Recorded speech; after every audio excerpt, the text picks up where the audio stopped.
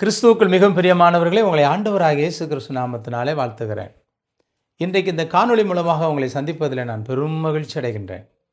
உங்கள் மத்தியில் நிற்கிற எனக்கு 5 வயதிலே தாய் இல்லை, 10 வயதிலே தகப்பன் இல்லை. 10 வயது வரைக்கும் எங்கள் அப்பா எல்லா தெய்வம் ஒன்றென்று வளர்த்தார்கள். தூத்துக்குடி மாவட்டத்தில் ஏரல் என்று சொல்லப்படுகின்ற அந்த ஊரில் ஒரு ஜாதி கடவுள் இருக்கிறார். அந்த கடவுள் மேலே தீவிரமான பக்தன் நான். எல்லா தெய்வம் ஒன்றென்று எங்கள் அப்பா சொல்லி வளர்த்தார்கள். ஒரு நாள் நான் வீட்டுக்கு போகும்போது ஒத்த கையில் மலையை பிடுங்கிட்டு பறந்து போகிற மாதிரி ஒரு கடவுளை பார்த்தேன். அவருக்கு வாள் இருந்துச்சு. நான் யோசித்தேன், இந்த சின்ன வயதில் ஒரு மலையே ஒருத்தர் கையில் பிடுங்கிட்டு போகிறாருன்னா அவர் தான் பெரிய சக்தி உள்ள கடவுள் என்று அவருடைய தீவிரமான பக்தனாக இருந்தேன். 10 வயதிலே தகப்பனாரும் மரித்து போனார்கள். 5 வயதிலே தாய் இல்லை, 10 வயதிலே தகப்பன் இல்லை, அனாதை ஆக்கப்பட்டோம். 15 வயதிற்கு மேலே என்னை சென்னையில் இருக்கிற என்னுடைய சகோதரர் என்னை சென்னைக்கு அழைத்து வந்தார்கள். சின்ன வயதிலே தாய் தந்தை இல்லாதனாலே சாப்பாட்டுக்கு வழி இல்லாமல் ரோட்டோரங்களிலே சென்று புளியங்கொட்டைகளை பொறுக்கி சாப்பிட்டு தரித்திரமாய் வாழ்ந்தவன் நான். சென்னையில் வந்து 3 வேளை சோறு கிடைத்த உடனே சோறோடு கூட சேர்ந்து திமிரும் வந்தது. அடிதடி தான் என்னுடைய பொழுதுபோக்காக இருந்தது. என்னை திருத்துவதற்கு என்னுடைய உறவினர்கள் எவ்வளோ முயற்சி செய்தும் என்னை திருத்தவே முடியல. கடைசியில் என்னாலே ஒவ்வொரு நாளும் பிரச்சனை என்று சொல்லி என்னை கொல்வதற்கு தீர்மானம் பண்ணினார்கள். என் கையில் ஒரு கடிதம் எழுதி வாங்கினார்கள். என் வாழ்க்கையில் நிம்மதி இல்லாததினாலே தற்கொலை செய்து கொள்ளப் போகிறேன், என் சாவுக்கு காரணம் யாரும் இல்லை என்று என்னுடைய உறவினர்கள் என் கையின் அவர்கள் எழுதி என்னுடைய கைப்பட எழுத சொன்னார்கள். நான் அவர்களுக்கு பயந்து அப்படி எழுதி கொடுத்து அவர்களுக்கு தெரியாமல் ஒரு கடிதம் எழுதினேன். அவர்கள் தான் என்னை கொண்டு விட்டார்கள், அவர்களை சும்மா விடாதீர்கள் என்று. அது ஒரு பெரிய பிரச்சனை ஓடிக்கொண்டே இருந்தது. முடிவில் அவர்களுக்கு பயந்து பெங்களூர் பட்டணம் ஓடி போனேன். அங்கு போய் 3 நாள் சாப்பிடுவதற்கு வழியே இல்லாமல் ஒரு ஹோட்டலில் கையேந்தி நின்றேன். என்மேல் இறக்கப்பட்டு ஒருவர் 3 இட்லி வாங்கி தந்தார். 3 இட்லியை பார்த்து அழுது கொண்டிருக்கும்போது பக்கத்தில் ஒரு கப்பு சாம்பாரும் ஒரு கப்பு சட்னியும் கொண்டு வந்து வைத்தார்கள்.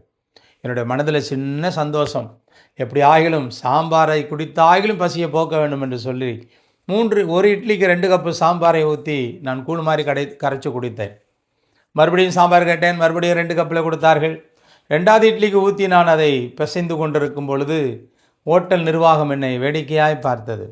நான் மறுபடியும் 2 இட்லிக்கு 4 கப்பு சாம்பாரும் குடித்து 3வது சாம்பார் கேட்கும்பொழுது ஒரு பெரிய பக்கெட் நிறைய என் பக்கத்தில் வச்சு, இது உனக்கு போதுமா என்று கேட்டார்கள்.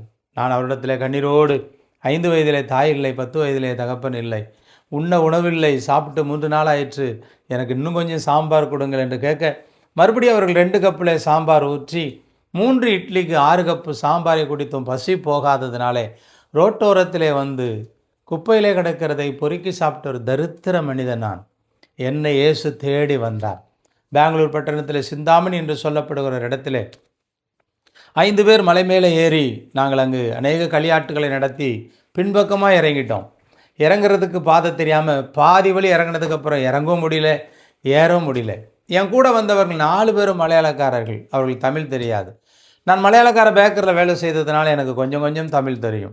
நாங்கள் பாதி வழி இறங்கினதுக்கப்புறம் இறங்க முடியவில்லை. நான் சொல்வேன் மேலே இறங்கடான்னு, அவர்கள் சொல்வார்கள் கீழே இறங்குகடா என்று. கீழே இறங்கவும் முடியவில்லை, மேலே ஏறவும் முடியவில்லை. அப்போ நான் தான் சொல்லுவேன், அவனவன் கடவுளை கூப்பிடுங்களடா, கடவுள் தான் காப்பாற்றுவார் என்று.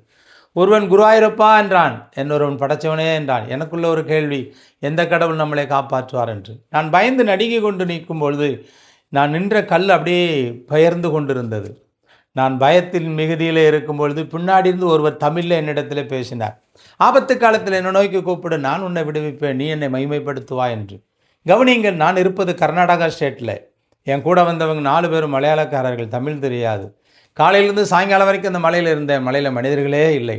மனிதர்களே இல்லாத ஒரு இடத்துல கர்நாடகா ஸ்டேட்டில் என்னுடைய தாய்மொழியாகி தமிழில் ஒருவர் பேசினார், ஆபத்து காலத்தில் என்னை நோக்கி கூப்பிடு என்று. இந்த வார்த்தை கேட்ட உடனே பயந்து நடுங்கி கொண்டிருக்கும் பொழுது நான் நின்ற கல் உடைந்து விழுந்தது. கல் உடைந்து விழுந்த உடனே என்னை அறியாமலே நான் இயேசுவே என்னை காப்பாற்றும் என்று திருப்பி பிடித்து தொங்குகிறேன். தொங்கும்போது ஒரு ஆள் காலை பிடித்தது போல் இருக்கிறது. நான் தொங்கிக் கொண்டே யோசிக்கிறேன், 4 பேரும் கீழே நிற்கிறார்களே, மேலே நிற்கிறவர் யார் என்று திரும்பி பார்த்தால் ஆச்சரியமாக இருந்தது. நான் பிடித்து தொங்கினது ஒரு புல். அந்த புல் என்னுடைய முழு சரீரத்தின் வெயிட்டையும் தாங்கிச்சு. என் அன்புக்குரியவர்களே, இந்த புல் எப்படி தாங்கிச்சு என்ற அதிர்ச்சியோடு நாங்கள் 5 பேருமே இறங்கிட்டோம். ஆனால் என் இருதயத்தில் மட்டும் ஒரு கேள்வி இருந்தது, தமிழில் பேசின மனிதன் யார், பேசப்பட்ட வார்த்தை என்னென்று. 4 ஆண்டு காலம் கழித்து மறுபடியும் சிங்கார சென்னைக்கு நான் வந்தேன். சிங்கார சென்னையில் வரும்பொழுதும் எல்லா கடவுளும் ஒன்றுன்ற கொள்கையில தான் வாழ்ந்து வந்தேன். ஒரு நாள் ஒருவர் எனக்கு ஆதியாகமத்தில் 4 பேப்பர் இல்லாத, வெளிப்படுத்தல 7 பேப்பர் இல்லாத ஒரு பழைய பைபிளை கொடுத்து, சும்மா இருக்கும்பொழுது இதை படி உனக்கு புத்தி வரும் என்று சொன்னார்கள். அவர்கள் புத்தி வரும் என்று சொன்ன ஒரே காரணத்தினால் அந்த பைபிளை நான் 3-4 மாதம் கையில் எடுக்காமலே இருந்தேன். ஒரு நாள் மதியான உணவு வேளைக்கு சென்றிருக்கும் பொழுது அந்த பைபிளை திறந்து பார்த்தால் சங்கீதம் 50 உண்மையிலேயே புத்தி வந்தது. சங்கீதம் 50 1 15 வரைக்கும் நான் வாசித்து கொண்டிருக்கும் பொழுது அந்த 15ஆம் வசனம் சொல்லுகிறது, ஆபத்து காலத்தில் என்னை நோக்கி கூப்பிடு, நான் உன்னை விடுவிப்பேன், நீ என்னை மகிமைப்படுத்துவா என்று. இந்த வார்த்தை நம்ம எங்கேயோ கேட்டோமே என்று யோசித்து பார்த்தால் எங்கு கேட்டேன்? 4 ஆண்டு காலத்திற்கு முன்பு நான் சிந்தாமணி என்று சொல்லப்படுகிற அந்த ஊரிலே மலையில் கேட்டேன். அந்த வார்த்தையை கேட்டதுக்கப்புறம் என்ன நடந்தது? இயேசுவே என்று கூப்பிட்டேன், புள்ளிலிருந்து காக்கப்பட்டார். அப்படி என்றால் என்னை தேடி வந்தவர் இயேசுதான் என்று நான் விசுவாசித்தேன். நீங்கள் என்ன சொல்லுகிறீர்கள்? பாவியாய் வாழ்ந்த என்னை தேடி வந்து இயேசு ரட்சித்தார் என்று சொல்லி நான் அவர் மேலே கொஞ்சம் விசுவாசத்தோடு வாழ்ந்தேன். ஆனால் அவரை ஏற்றுக்கொள்ளவில்லை. மறுபடியும் சில மாதங்கள் கழித்து என்னுடைய சகோதரி வீட்டுக்கு போகும் பொழுது என்னுடைய சகோதரி ஆலயம் போகலாம் வா என்று சொன்னார். ஆலயம் என்றால் என்னவென்று கேட்டால் அவர்கள் சொன்னார்கள், நல்லா கைத்தட்டி பாட்டு பாடுவார்கள், கொட்டடிப்பார்கள், அதுதான்டான் ஆலயம் என்று சொன்னார். வேடிக்கை பார்ப்பதற்கு நான் போனேன். பாடல் நடந்தது, ஜெபம் நடந்தது. பிரசங்க வேளையில் அன்னைக்கு பிரசங்கம் பண்ண வந்த போதகர் சொன்னார் என்னை பார்த்து, மகனே, நீ ஆபத்து காலத்தில் நோய்க்கு கூப்பிட்டாய், நான் உன்னை விடுவித்தேன், நீ என்னை மகிமைப்படுத்த வேண்டும் என்று சொன்னார். என் அன்புக்குரியவர்களே, நான் புரிந்து கொண்டேன், என்னை படைத்த இறைவன் என்னை தேடி தேடி வருகிறார் என்று. என் வாழ்க்கையை இயேசுக்கு ஒப்புவித்தேன், ரட்சிக்கப்பட்டேன், அபிஷேகம் பண்ணப்பட்டேன். அந்த ஆண்டவர் என்னை ஊழியத்திற்கு அழைத்தார். ஆதியாகமத்தில் 4 பேப்பரும் வெளிப்படத்தில் 7 பேப்பரும் இல்லாத அந்த பைபிளை தூக்கிட்டு 33 வருஷத்திற்கு முன்பு இயேசுதான் உண்மையான கடவுள் என்று அவரை குறித்து சொல்வதற்கு நான் ஊழியத்திற்கு வந்தேன். இதுவரைக்கும் என் வாழ்க்கையில் எது தேவையோ, எவ்வளவு தேவையோ, எப்பொழுது தேவையோ அப்பொழுது கேட்டால் தப்பாமல் தந்து என்னையும் என் குடும்பத்தையும் போஷித்து வழிநடத்துகிறார் தேவன். இதை கேட்டுக்கொண்டிருக்கின்ற என் அன்பு உள்ளங்களே, நீங்கள் யாராக இருந்தாலும் சரி, எந்த நிலையில் இருந்தாலும் சரி, என்னுடைய வார்த்தையின் மூலமாக இயேசு இன்றைக்கு உங்களை தேடி வந்து கொண்டிருக்கின்றார். பரிசுத்த வேதம் சொல்லுகிறது, எவரையும் மேன்மைப்படுத்த அவரால் ஆகும். நீங்கள் எந்த ஊரில் இருந்தாலும், எந்த சூழ்நிலையில் இருந்தாலும், எந்த வயதை சார்ந்தவர்களாக இருந்தாலும், இயேசு கிறிஸ்துவை உங்கள் உள்ளத்தில் ஏற்றுக்கொண்டால், பேதை மனிதனாகி என்னை தேடி வந்து ரட்சித்து ஆசீர்வதித்த அந்த இயேசு உங்கள் வாழ்க்கையிலேயும் உங்களுக்கு அற்புதங்களை செய்வார். என் அன்புக்குரியவர்களே, என்னுடைய தகப்பனார் 10 வயது வரைக்கும் எல்லா கடவுளும் ஒன்றென்று வளர்த்து தீவிரமான பக்தியில் வளர்த்து வந்திருந்தார். அதே எங்களுடைய தகப்பனார் எந்த தெய்வத்தை கும்பிட்டு கொண்டிருந்தார்களோ அதே தெய்வத்தை வைத்து என்னுடைய தகப்பனாருக்கு சேவனை வைத்தார்கள்.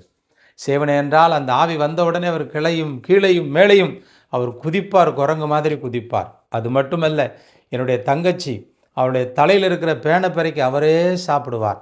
அதனால் எல்லாரும் பயந்து நடுங்குவார்கள், கடவுள் வந்திருக்கிறார் என்று சொல்லி. ஆனால் என் அன்புக்குரியவர்களே, எனக்குள்ள ஒரு கேள்வி இருந்தது, தெய்வம் வந்திருந்தால் என்னுடைய தங்கையினுடைய தலையில் இருக்கிற பேனப்பறைக்கு எப்படி சாப்பிடும் என்று.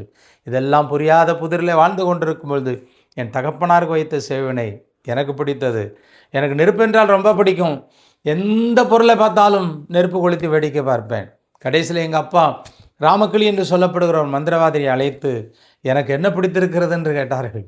அவர் சொன்னார், அந்த மந்திரவாதி இவன் இந்த ஊரில் இருந்தால் சீக்கிரம் செத்து போவான், ஊரை விட்டு இவனை ஊர் மாற்ற வேண்டும் என்று சொன்னார்கள். அதனாலே கடலூர் என்று சொல்லப்படுகிற ஒரு இடத்திலே ஒரு இரும்பு கடையில் கொண்டு போய் என்னை வேலைக்கு சேர்த்தார்கள். நான் போகும்பொழுது அந்த முதலாளிக்கு 3 இரும்பு கடை இருந்தது. நான் போய் 3 மாதத்தில் 3 கடையும் நஷ்டமானது. அதனால் அந்த முதலாளி ஒரு இஸ்லாமிய மந்திரவாதியை தேடி போய், நன்றாய் நடந்து கொண்டிருந்த வியாபாரம் இப்படி வெகு விரைவிலே கெட்டு போனதற்கு, வீழ்ந்து போனதற்கு காரணம் என்னவென்று அவர் கேட்கும்பொழுது அவர் மை பார்த்து கரெக்டாக சொன்னார், மந்திரத்தை பார்த்து, உங்கள் கடைக்கு புதுசாக ஒரு பொடியன் வேலைக்கு வந்திருக்கிறானா அப்படின்னு கேட்டார். அவர் என்ன அப்படி பார்த்துட்டு, ஆமாம், எங்கள் ஊருக்கார பையன் ஒருத்தன் வந்திருக்கிறான்னு சொன்னார். அந்த மந்திரவாதி என் காது கேட்க சொன்னார், அந்த பையன் மேலே இருக்கிற ஆவி மகா பயங்கரமானது, அவன் எங்கே போனாலும் அது விளங்காமல் போகும் என்று சொன்னார். அதனால் என்னுடைய முதலாளி என்னை வந்து 2 நாளாக அடித்து துன்பப்படுத்தி என்னை மறுபடியும் வீட்டுக்கு அனுப்பி வைத்தார்கள். அப்படிப்பட்ட செய்வனிலும் மந்திரையிலும் பாதிக்கப்பட்டிருந்த நான் எப்படி விடுதலையானேன் என்றால், ஆண்டவராக இயேசு கிறிஸ்து என்று என் வாழ்க்கையிலே தேடி வந்து என்னை தம்முடைய சொந்த பிள்ளையாய் மாற்றினாரோ அன்று முதல் என் வாழ்க்கையிலே செய்வனை இல்லை, மந்திரம் இல்லை, தரித்திரம் இல்லை, குடி இல்லை, அடிமைத்தனம் இல்லை, எல்லாவற்றிலும் இருந்து இயேசு என்னை விடுதலையாக்கினார். என் அன்புக்குரியவர்களே, நீங்கள் எந்த நிலையில் இருந்தாலும் சரி, யாராயிருந்தாலும் சரி, ஆண்டவராக இயேசு கிறிஸ்து இந்த காணொளி வாயிலாக உங்களை தேடி வருகிறார். அவருக்கு உங்கள் வாழ்க்கையை அர்ப்பணித்து பாருங்கள். உங்கள் பழைய எல்லா அடிமைத்தனங்களும் உங்களை விட்டு விலகும். பாவ அடிமைகள், பிசாசின் அடிமைத்தனங்கள் எல்லாம் உங்களை விட்டு விலகி தேவனாய கர்த்தர் உங்களை பரிபூர்ணமாய் ஆசீர்வதிப்பார். பாவிகளை ரட்சிக்க கிறிஸ்து இயேசு உலகத்தில் வந்தார். அவராலே அல்லாமல் வேறு ஒருவரால் மீட்பு இல்லை. அந்த இயேசுவை ஏற்றுக்கொள்ளுங்கள். நீங்களும் உங்கள் குடும்பங்களும் செழிப்பாய் வாழ்வீர்கள். நான் ஒரு சிறிய ஜெபம் செய்யட்டுமா? அன்பின் பரலோக பிதாவே, இந்த காணொளி மூலமாக உடைய வார்த்தைகளை கேட்கின்ற சிறியோர் பெரியோர் அத்தனை பேரையும் நீர் பூரணமாய் ஆசீர்வதிக்க வேண்டும் என்று ஆண்டவரே இயேசு கிறிஸ்து நாமத்தில் நான் உங்களை வாழ்த்துகிறேன்.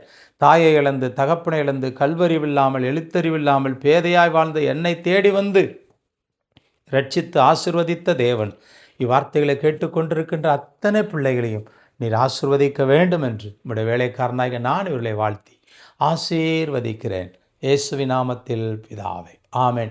God bless you. கர்த்தராகிய இயேசு கிறிஸ்துவை விசுவாசியுங்கள். அப்பொழுது நீங்களும் உங்கள் வீட்டாரும் ரட்சிக்கப்பட்டு ஆசீர்வதிக்கப்படுவீர்கள்.